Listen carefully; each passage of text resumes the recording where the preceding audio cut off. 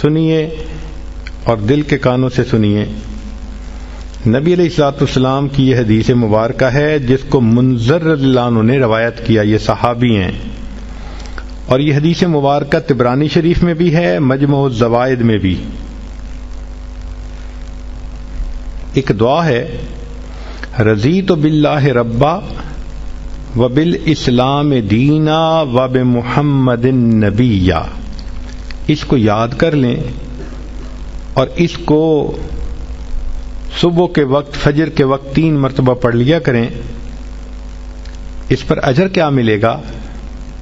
سبحان اللہ, حدیث کو پڑھ کے دل باغ باغ ہو جاتا ہے, دل خوش ہو جاتا ہے اور جی چاہتا ہے کہ زندگی کے آخری دن تک ہم اس عمل کو کرتے رہیں, کبھی چھوڑیں گے نہیں.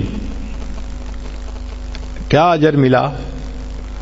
منذر اللہ عنہ فرماتے ہیں کہ نبی اسلام نے فرمایا کہ جو شخص اس آیت, اس فقرے کو دن میں 3 مرتبہ پڑھے گا, میں اس کو ہاتھ پکڑ کر جنت میں داخل کرنے کا ذمہ دار ہوں گا.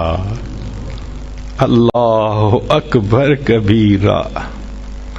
واقعی اللہ کے حبیب صلی اللہ علیہ وسلم نے تو حق ادا کر دیا.